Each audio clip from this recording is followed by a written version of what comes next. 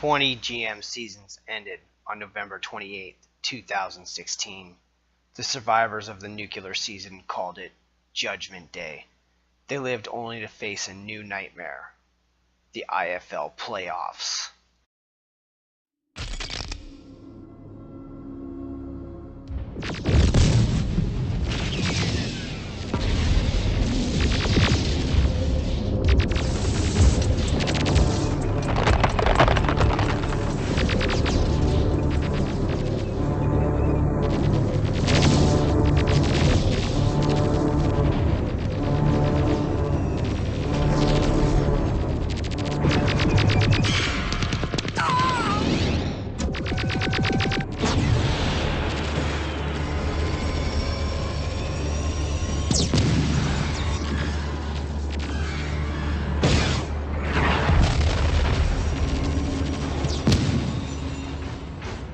The commissioner, which controlled the league, Gynet, sent 11 GMs back through time.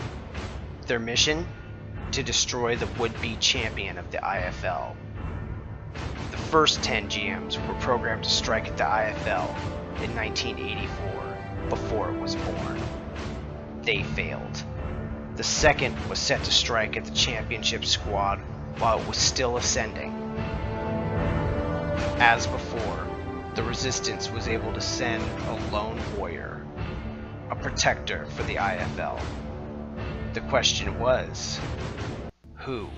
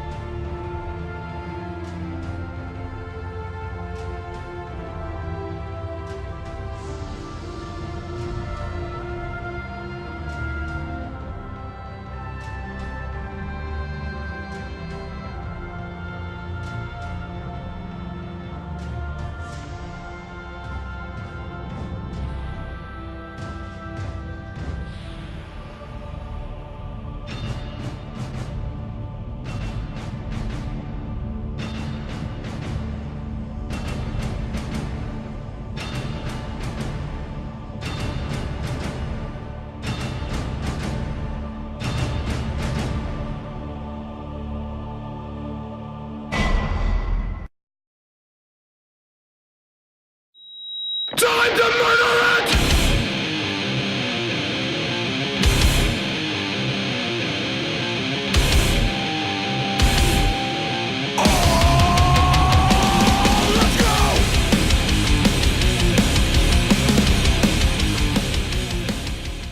IFL, welcome to Rippin' and Tearin' Prime Time. L Raven is happy you could join me for this very special Wildcard Weekend broadcast.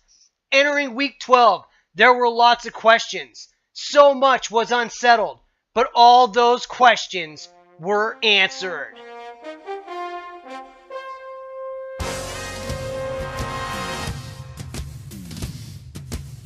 We start in Lambeau Field, where the ghosts of Vince Lombardi and Bart Starr were pacing the sidelines along with Green Berry as the visiting Chicago Bears and St. Nick came to play with the NFC North title on the line.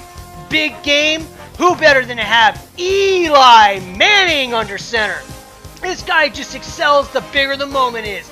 Manning scored 31 points and peppered his big-time targets Odell, Bryant, Evans, and Thomas, who responded with clutch big-time catch after big-time catch. averaging 29 points each. But Chicago Nick had an answer. After Green Bay jumped out to a quick lead, his defense settled in, and Kyle Williams harassed Manning, knocking him into the ground several times and getting a huge sack on 3rd down to kill a drive that would have put the Pack up 17 at the half. Then it was Chicago's turn to go to work. Carson Palmer, with the depleted supporting cast, turned in a workmanlike 29 points, hitting blue-collar tight end Delaney Walker with a huge touchdown late in the second to draw within 10. After the Green Bay kickoff to start the second half, the ground and pound three-headed running back attack of Miller, Ware, and Rawls drove the Bears down to the 1, where wouldn't you know it, a little trickery! Palmer runs the play action and Landon Collins completely bites, leaving T.Y. Hilton all alone in the back of the end zone. Touchdown Bears! Quiet day for T.Y., but a huge play no less. Packers received on the opening kickoff and returned it to the 35. Then Manning and his aerial weapons went to work, picking up huge chunks of yardage, and none bigger than the 5-yard slant pass turned upfield for a 25-yard gain with the guy who wasn't having fun a few weeks ago, Odell Beckham. The play set him up with the 1st and goal from the 8, and that's when GM Barry Luke stole the headset from Mike McCarthy and said, "We haven't called your number all day, Paulson," and they wouldn't. Manning to Paulson, backwards pass, Paulson laterals back to Manning, who finds Mike Evans wide open in the end zone. Touchdown Pack! But on the ensuing extra point, it's wide right. Don't! The lead is within 2 scores. Remember when Collins got burned earlier in the game? After the ensuing kickoff, it was 1st and 10 with less than 7 minutes to play. Palmer was surveying the field and fired a bullet to Walker. But not this time, says Landon. He tips it. Whoop! He bobbles it. Whoop! He takes it all the way. Packers win the North 314-291. An ecstatic Packers team completes its perfect second half and will host a playoff game next week. After the game, when asked what Nick and the Carson Palmer were, GM Barry said, "Rattled!" Congratulations to the Green Bay Packers and their NFC North title. The AFC North wasn't the only title on the line. Let's go to Mile High Stadium, where the visiting Chiefs are trying to do something that eluded them last season, capture the AFC West Championship. In their way, a pesky Broncos team that seemed to be a slumbering giant. Given the choice between his 2 young QBs, Kansas City Kurt went with his young gun Marcus Mariota, and all he did was run, pass, and pitch his way to an outstanding 32-point day, finding Latavius Murray on this swing pass that the young running back took 43 yards to put the Chiefs up early. But the Broncos have a running back of their own. You may have heard of him. David Johnson took the ensuing handoff 93 yards for the touchdown. Oh my! So Marcus said, "Oh yeah? Try this. How about a little Ajayi?" Marcus pitched him the ball and then threw the crushing block on the veteran Reggie Nelson, springing his running back for an 80-yard TD.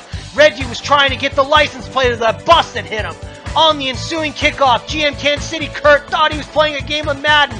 It was an onside kick, and the Chiefs recovered. On the next play, Ryan Kerrigan was flagged for a late hit on Marcus Mariota, which put the Chiefs at the Broncos 25. And Marcus said, "I didn't like that one little Brit." Kenny Britt with the TD, and the Chiefs led by 2 scores. But on the next possession, the other Eli Manning said, "We are just a hop, skins, and a jump away from getting back in this." Hail Mary TD to fucking DeAndre Hopkins as time expired to bring the game to 1 score. In the second half, the Duke, David Johnson, took a little leeway with the Kansas City defense, gashing them for 74 all-purpose yards on his way to the second TD of the day, and off a play-action fake that everyone lost him out of the backfield.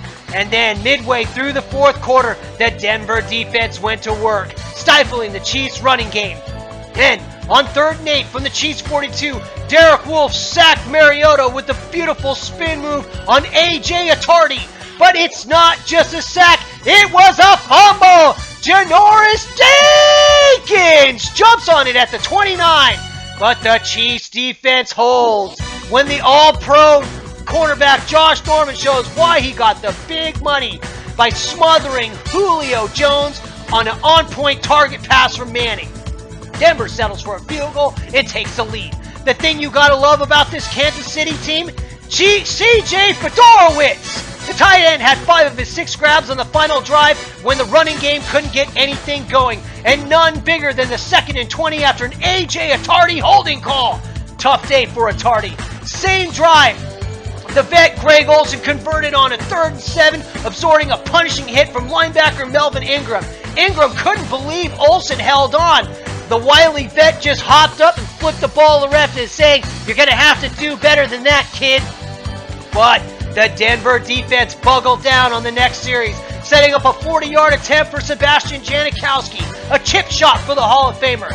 The kick goes up, and it's good! We're all tied, but wait! They didn't get the playoff in time!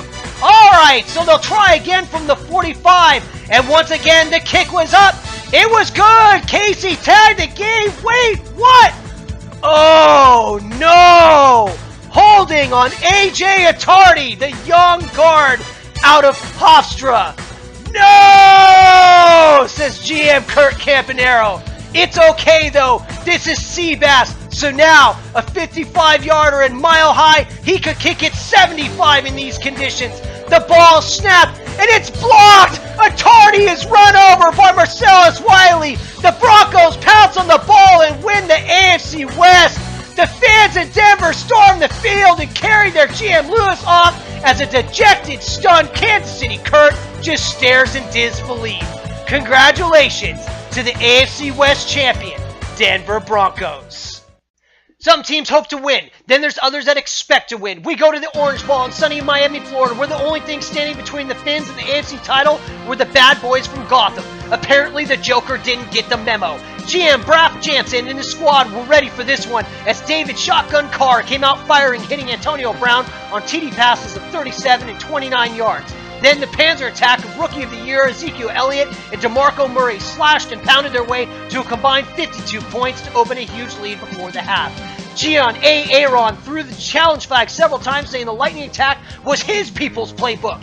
Trailing by 4 TDs going into the half, MVP candidate Matt Ryan hooked up with Kyle the Red News Rudolph to get gangrene to the 5, but let me pop your Tahir Whitehead crush Ryan on the inside blitz on the very next play, and Cameron don't wait me till the end zone rumbled 95 yards for the TD. In the second half, Team Mein Kampf went to the no-huddle in an attempt to get back into the game, but Morgan Alburnett picked off a Doug Walden intended pass. The Dolphins marched down the field and could have settled for a field goal, but said, "Fuck it, Aguayo sucks." Instead, Carr found Reed for his 3rd of 3 second-half TDs. The Jets don't even put up a fight, and the Finns rolled 372-16. GM Braff Jansen and his team earned a week off with the number 2 seed and find themselves in the playoffs once again. Congratulations to the Miami Dolphins. The return of football to LA is a real thing. Another real thing was LA Andrew hosting an up-and-down Seattle Will for the NFC West Championship. A week after starting nobody at QB, Matt, how you like me now? Ryan was back under center for the Rams, carving up the Seahawks for 31 points with his favorite receiver, Devontae Adams. On the opening drive, coming off a 30-yard grab from Tyler Eifert, Adams found himself one-on-one with David Amerson, who did his best Week 11 Matt Ryan impersonation, ghosting himself on a 17-yard Adams TD. Trailing early, you may have heard of this guy. 2015 MVP Cam Newton said, "Sure, I got Bell, I got Murray, but I can run too." Newton on the play-action keeper rolls out and scores for 47 yards, and we were all knotted up. "Fine," says Ryan. "Remember that Adams guy? Well, you should. Devontae Adams with the 80-yard bomb to put the Rams back on top by 7. Head coach Ron Rivera said, "Let's ring the dinner bell." 10 straight handoffs to Le'Veon Bell as he ground his way to the 3. But on the next 2 plays, the running game was stuffed by McKinney and Zach Brown, setting up 3rd and goal from the 5. In comes the full house backfield of Bell, McCoy, and McKinney. The Hawks snap the ball and the fake handoff to Bell, but Brown doesn't bite. Cam's dead to rights, but the 2000 MVP makes a play with his feet to extend the game and runs it into the end zone for the score. Oh, but there was a holding call on Fred Fuckface, the rookie guard out of Michigan, holding up McKinney. The Hawks settle for a field goal. On the final drive of the first half, Ryan, Adams, and Eifert are cooking again and drive the Rams down to the 19. But on the next play, Robert, I shouldn't be in Seattle, Quinn, strips the ball from Ryan to end the half. Would it come back to haunt the Rams? The Hawks opened the second half in the full house formation and force-fed the trio of running backs until LaShawn McCoy took an option from Cam Newton 13 yards to pay dirt to put the Hawks back into the lead.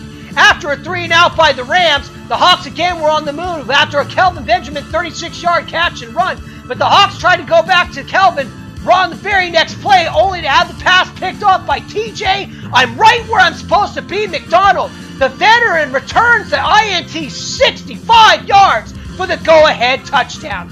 Midway through the fourth, DeMarco Murray burst off a 73-yard run that was highlighted by a Le'Veon Bell trucking of Vic Beasley. The Hawks were back in front. But with only 5 minutes to go, Ryan found his favorite target, Devontae Adams, dancing on Nolan Carroll's face for a 41-yard TD. But the MVP of 2015 would get one last shot.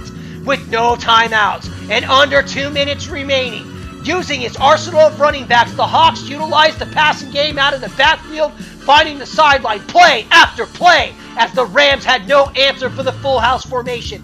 With just 5 seconds left and no timeouts, the Panthers found themselves on the 7-yard line. They lined up all the running backs on the line of scrimmage with an empty backfield, but Carl Krug blew up Fred Fuckface on the ensuing snap, sending Cam scrambling for his life on the final play, and nobody else open. But the 2015 MVP said, I'll do it myself. But just 2 yards before the end zone, as time expired, he was crushed by McKinney.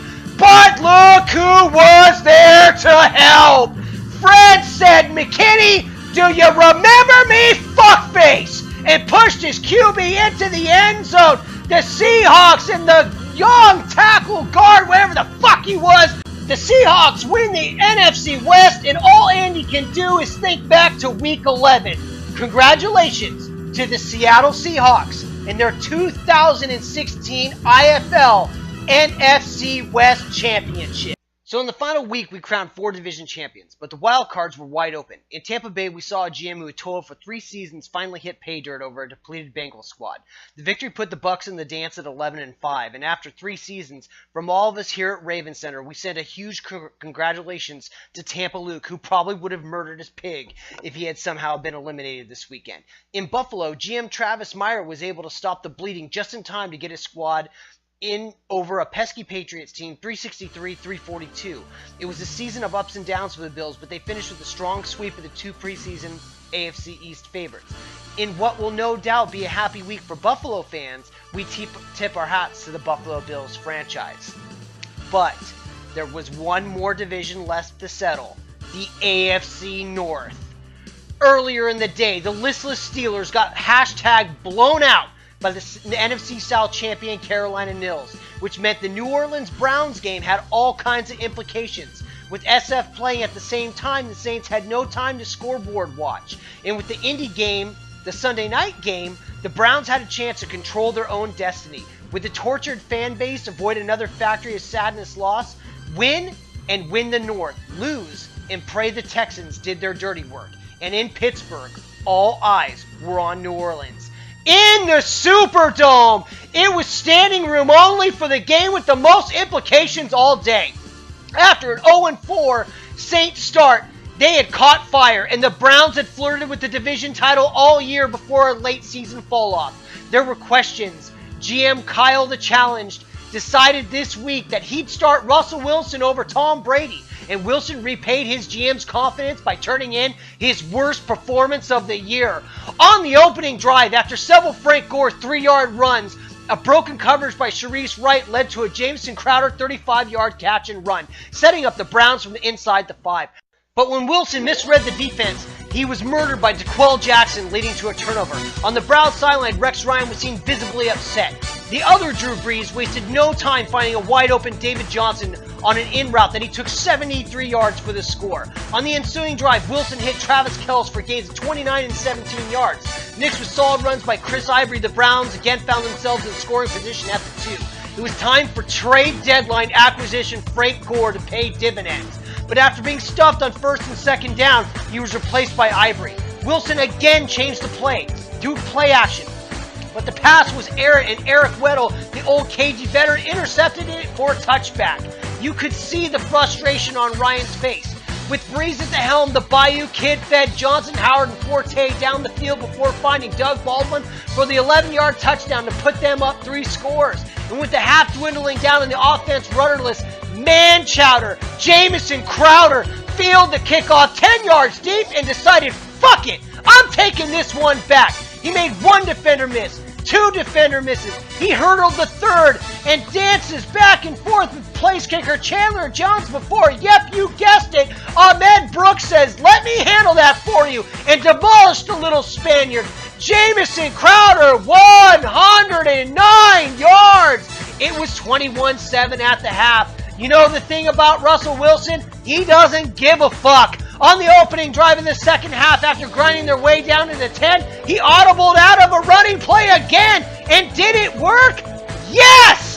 Travis Kelce was left uncovered as the defense figured Wilson couldn't be dumb as fuck again. The score was 21-14, but Drew Brees hadn't touched the ball since the 6-minute mark of the second quarter, and he was kind of fucking itching, and he wanted to chill some more. So how about a 51-yard TD pass to Jason Witten?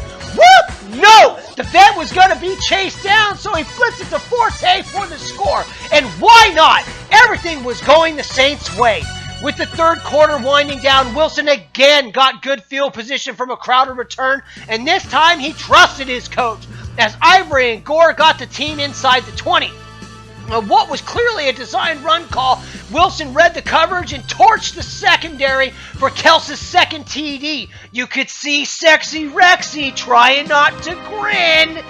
In a year that the Browns had lived and died by their defense, they got their biggest play of the day out of Casey Hayward when he stripped Jordan Howard on a 2nd and 3 call that put the Browns in business inside the Saints 40.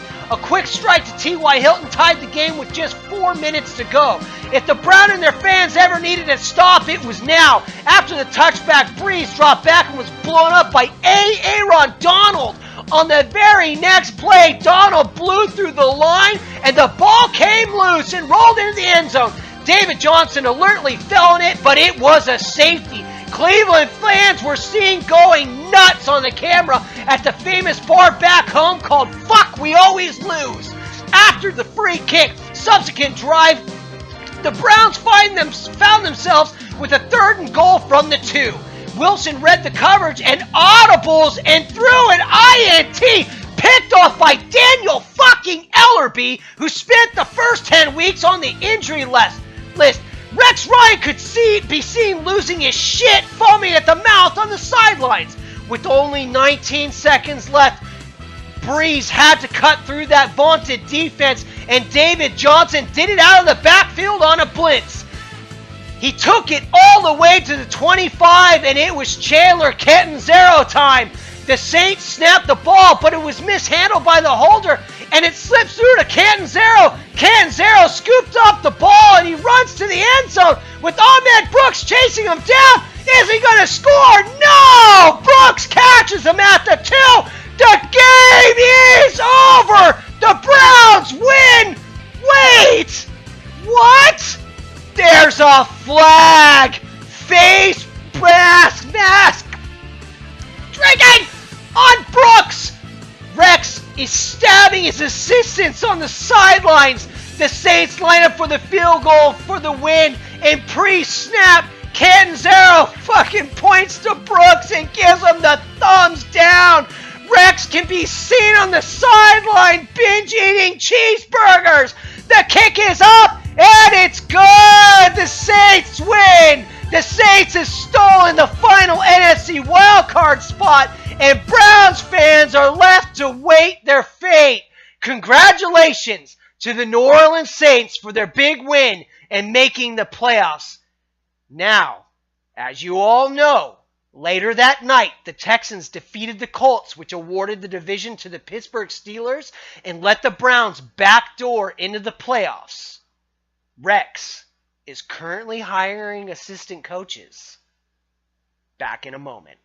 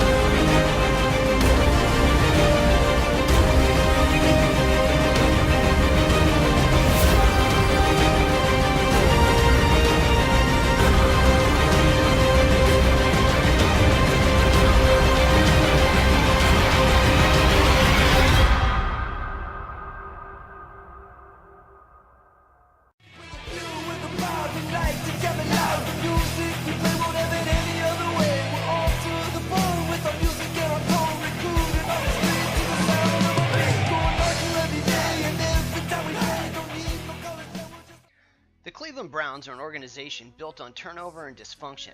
The Factory of Sadness hit an all-new low when their previous GM walked out on the team during the offseason, orphaning a franchise hailed by many as the worst constructed team in the IFL.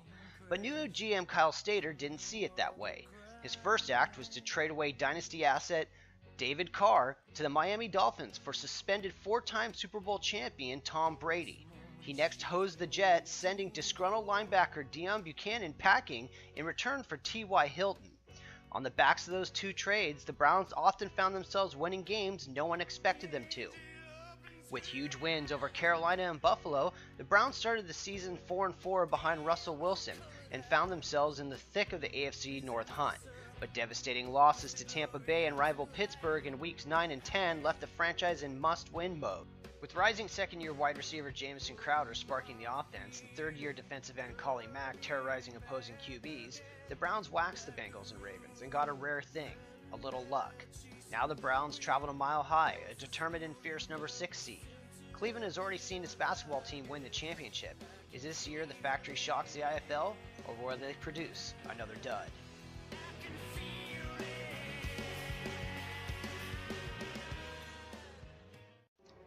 Like the peaks of the Rocky Mountains, GM Lewis and the Denver Broncos are a team we've glimpsed from afar but never really seen their true greatness. In the offseason, they lost number 8 overall draft pick Reggie Ragland to a season-ending knee injury which created a hole in their defense. Left with journeyman G. Ford, Ryan Kerrigan, Melvin Ingram, and Clay Matthews to anchor the D, the team slogged its way to a 5-7 record, never able to put together back-to-back wins outside of their doubleheaders. A crushing loss to Oakland in Week 10 left them at 6-8, 2 games out, and in a must-win with massive help situation. But they say champions rise when the situation is most dire, and behind the arm of Matthew Stafford, the legs of running back David Johnson, the Broncos shocked the Chiefs in Week 12 and stole the AFC West title. Now they find themselves hosting another unlikely playoff team in a battle of rookie GMs looking to make their mark on the IFL. Is there a trip to the divisional round, or will this season end in wild frustration?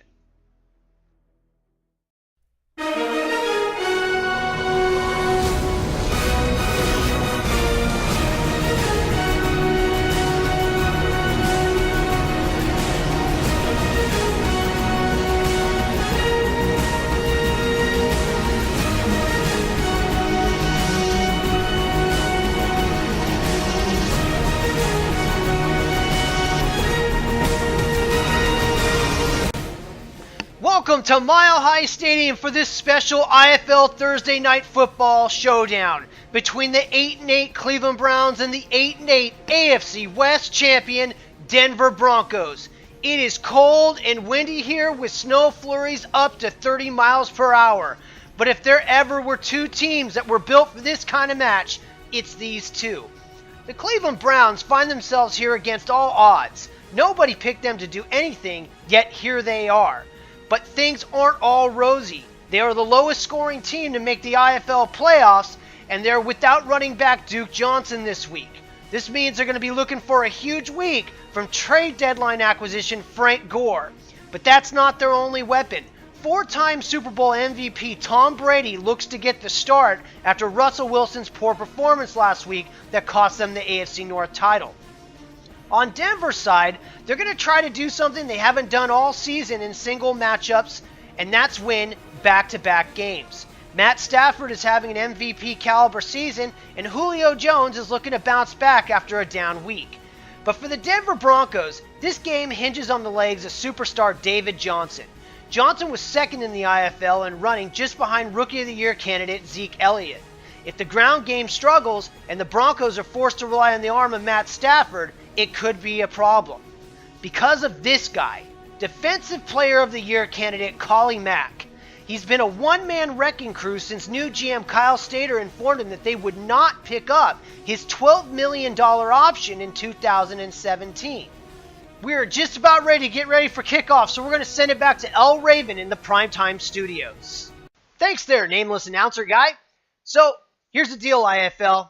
It's time to go ahead and pick a winner. And I've looked at this game from all sides, and it's very interesting. We have what should be a stronger offense by the Denver Broncos versus a defense of the Cleveland Browns that has kept him in it all season long.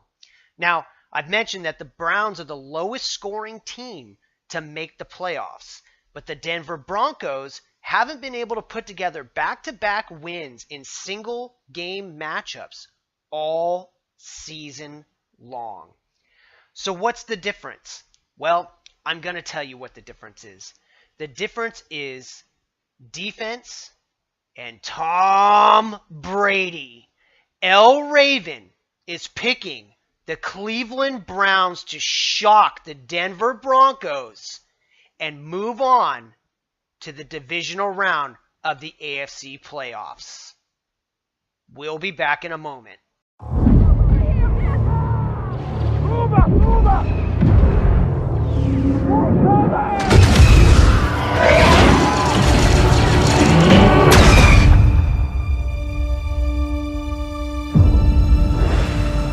Our mission today could change the galaxy forever. Target lock acquired. The shield is open. Get to the planet's surface.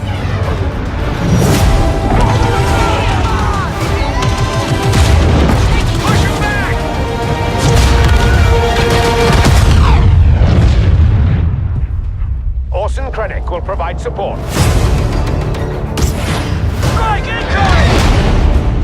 This is our one chance.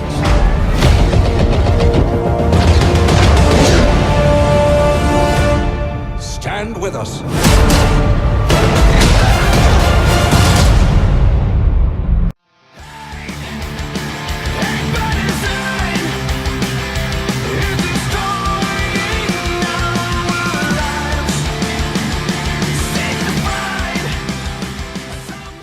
The Buffalo Bills have a proud fan base that have seen the best of times and the worst. When GM Travis Meyer took over the reins this winter, little was expected of this once AFC powerhouse. A stunning early season trade for Lamar Miller electrified the fan base, and the Bills stormed out of the gates to an 8-1 start in the AFC East lead. but key injuries to superstar running back LaShawn McCoy and bruising linebacker Jamie Collins, along with the bye weeks, derailed the team, sending them on a month-long losing streak. During that time, the Miami Dolphins overtook the division lead and never relinquished it. But the Bills weren't finished. They defeated their rivals in Week 11 and closed with 3 straight wins. Now, as the AFC's top wildcard team, the 11-5 Buffalo Bills travel to Pittsburgh to face off in a loser-goes-home playoff match between longtime friends. Will the Cinderella story continue, or will a familiar fate befall this league? You have failed this city. The Pittsburgh Steelers are a storied franchise with a tradition rooted in winning. So when they decided to retain GM Spencer after a dismal 2-14 season, the fan base deservedly set the town on fire. But Spencer vowed to build a team around depth. If they signed a mediocre player, then they also secured all his backups, ensuring that injury wouldn't derail their Jeff Fisher quest. After a 3-5 start that saw veteran QB Carson Palmer struggle, they made a trade for rookie Carson Wentz. Wentz sparked the team to a pair of wins and immediately regressed. The old veteran Carson Palmer was called upon again and had his best game of the season, defeating the Buffalo Bills in Week 7, connecting several times with Delaney Walker. Down the stretch, the team leaned heavily on free agent signing of the year LeGarrette Blount, who ground his way into the upper echelons of the running back empire. His performance helped defeat the Browns in Week 10, but in typical #mediocrity, the Steelers dropped both of their final games and had to rely on outside help to secure the division at 8-8. Now they host a Bills team that has been statistically better than them all year. And if you listen to the whispers around the media campfire, they'll tell you that a playoff win and return to relevance would help wipe away the career 18-30 record.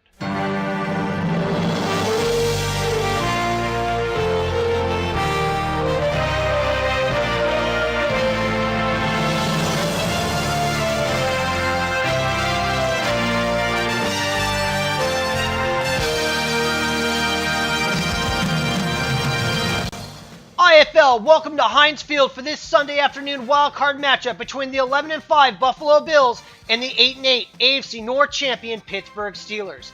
It's a sunny but crisp December afternoon here in Pittsburgh, with temperatures not expected to get above 30 degrees. But for these fans, after 3 long playoff-less seasons, a hurricane couldn't keep them away. And why not? Despite the fact that the Steelers are the second lowest scoring team to make the playoffs and faced with a soft schedule all the way through, they kept #defying the odds.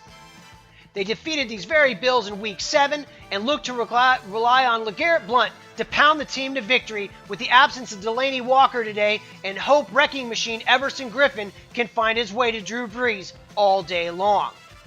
But the Buffalo Bills are no normal wildcard team. The record would have been enough to win the North or West by 3 games. Led by future Hall of Famer Drew Brees, who was acquired in the offseason by a horrific trade from the Houston Texans, the Bills are a team stacked with firepower. If somehow the Steelers were able to find a way to stop Brees, they can turn to any of their 3 running backs, LaShawn McCoy, Lamar Miller, or sensational rookie Jordan Howard. And their defense shouldn't be slept on either. The return of Justin Houston has sparked the defensive line, and coupled with Super Bowl 50 MVP Von Miller, the Bills can flat out murder opposing quarterbacks. And for an aging non-mobile QB like Carson Palmer, that could be a real problem. They're trotting out the Sunday night singer chick to sing the anthem per Spencer's request, so I'll send it back to El Raven in the studio. Thanks, other El Raven. You're doing a hell of a job flying around the nation to all these games. So it's pick'em time. Who wins? Buffalo Travis or Pittsburgh Spencer? This actually is going to be an extremely close game. I've got it as one of my closest games of the entire weekend. But in the end, I feel like Buffalo Travis has been one of the elite teams the entire year. He's defeated the AFC East champion 2 times. Hey, we all have bad weeks and we all fall down. But there's something special about this Buffalo team, and I've got a feeling that they at least get it done this week against Pittsburgh and Spencer. Hey, Spencer, no shame on winning the division at 500. IFL will return in a moment. It's over. Ain't nothing over till it's over. Where's that from? The 80s? It's probably the 70s.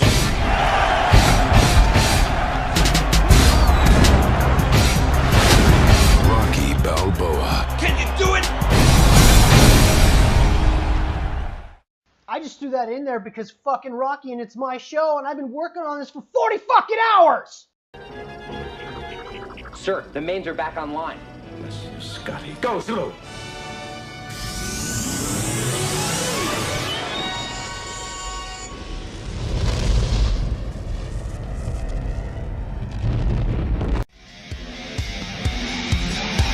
I got a bad case. I'm turning it up. It's getting cold in here. So fire it up. I got a bad case. I'm turning it up. It's getting cold. The New Orleans Saints saw the beginning of the season start about as poorly as possible. After losing the first 4 games, GM Carlos the South American made a critical trade, shipping wide receiver Marvin Jones to Carolina in return for rookie running back Jordan Howard, tight end Austin Hooper, and linebacker Avery Williamson.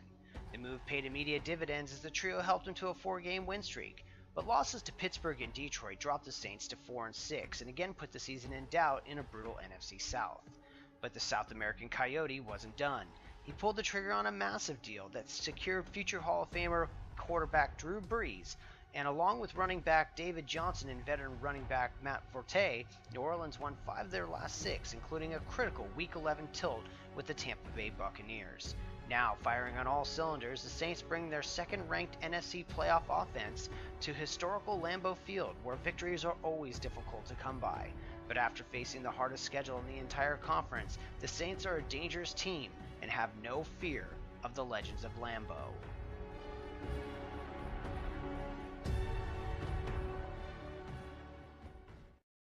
The first half of the 2016 IFL season was mired in tough losses and fan frustration for the Green Bay Packers. The out-of-division loss of the bottom-feeding Washington Redskins capped a disappointing first 5 weeks and sunk the Packers to 3-5. Fans were openly questioning General Manager Barry Luke's decisions, and questions about his leadership were a media hot topic. After a stunning upset of the eventual AFC East champion Miami Dolphins, the Packers traveled to Carolina in a must-win game. When the clock read 0, the Packers shocked the Panthers. With a perfect 8-0 second-half run, the Packers hosting a playoff game, and with the dynamic 5 wide receiver set of Odell Beckham, Mike Evans, Dez Bryant, Stephon Diggs, sensational rookie Michael Thomas, and safety Landon Collins anchoring the defense, the Green Bay Packers look to make it 9 straight and advance to the divisional round. Is there another magical weekend at Lambeau on tap?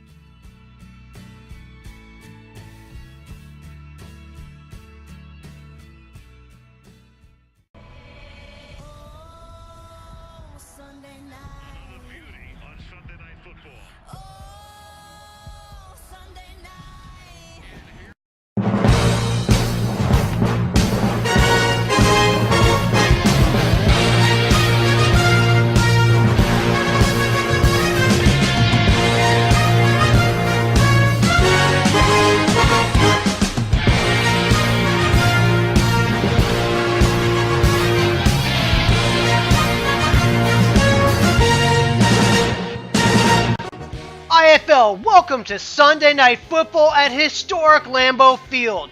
It's winter in Green Bay and the forecast calls for clear skies, but a balmy 5 below. Tonight we have the 9-7 New Orleans Saints versus the 11-5 Green Bay Packers. This is a matchup of 2 of the hottest and most dangerous teams in the IFL. The Saints and Packers have combined to go 13-1 down the final stretch of the season. Both have high-octane offenses that can bury you in a blink of an eye, and both have standouts on defense that can wreck a drive before it gets started. The New Orleans Saints are just plain scary. They score points in bunches and have a defense to match, anchored by human missile Vontaze Burfict. They were the 3rd team to come out of the South after an 0-4 start, and though they were never able to go ahead and defeat the Carolina Panthers, a win here tonight would ensure them of the rubber match next week. On the other side of the field are the Green Bay Packers, who are looking to avenge a Week 3 loss to these very Saints. Scrutinized on a popular IFL media show, they defied the odds after a 3-5 start and ran the table. In the second half, with huge wins over Miami, Carolina, as well as sweeping their division. Though they have the lowest points per game in the NFC playoffs, whenever you have guys named Odell, Evans, and Bryant, you are a force to be reckoned with. but ultimately you win games with your QB. And no QB has more four-leaf clover than Eli Manning. If the Pack hope to win tonight, he will have to have a big game. And let's not forget, a second-year defensive captain named Landon Collins. The second-year safety is having an all-pro season. Looks like they're getting ready for kickoff, so I'll send it back to El Raven in the cozy studio. Thanks again, El Raven. Look, this is the hardest match to call all week. But if there is one thing that I have learned, it's never, ever bet against Greenberry and the Pack. Somehow, some way, they get it done and they stop the explosive New Orleans Carlos squad and advance to the divisional round. Back in a moment. Nathan, you had to know that we were going to get a little trek to go ahead and end the season. Let's get fucked up till we fall down. So everybody get drunk right now. Let's get tore up till we're back. The Tampa Bay Buccaneers and GM Luke Blankenship have waited 3 long years for this moment. The trading of superstars Antonio Brown, Julio Jones, and emerging second-year QB Jameis Winston before the start of the season did little to inspire the fan base. But as the 2016 season began, the Bucs stormed out of the gate to an 8-2 start, and a new leader emerged in the form of Andrew Luck. Backed by veterans Frank Gore, Greg Olsen, Demaryius Thomas, and key mid-season waiver acquisition Tyreek Hill, the Bucs placed themselves in a position to win the NFC South. But a late-season injury to All-Pro tight end Rob Gronkowski disrupted the division title march, and late-season losses to division rivals Carolina and New Orleans have raised as many questions as the top wildcard berth is quelled. The last time the Bucs beat a team with a winning record was Week 2, and now they find themselves on the road versus not only a tough opponent, but a hostile 12th man. Can they find a way to dig deep and advance to the divisional round, or will this be a quick exit? The Buccaneers' opponents, the Seattle Seahawks, waited until the final game of the season to punch their ticket with a dramatic win over the upstart Los Angeles Rams. After an 0-2 start, the Seahawks GM Will Massey let his team know that despite the suspension of star running back Le'Veon Bell, losing wouldn't be tolerated. The team responded by winning 6 of their next 7, led behind 2015 MVP Cam Newton, Le'Veon Bell, LaShawn McCoy, and a resurgent DeMarco Murray.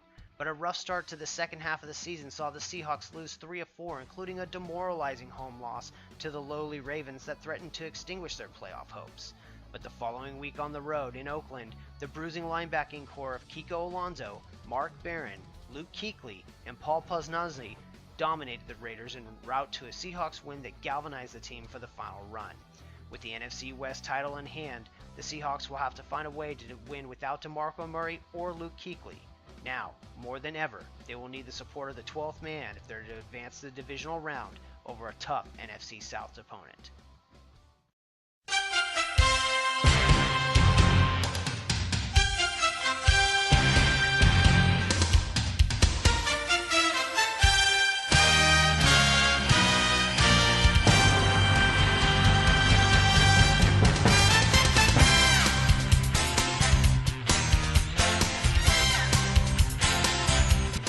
IFL, welcome to Seattle and CenturyLink Field for this Monday night edition of the Wild Card Round.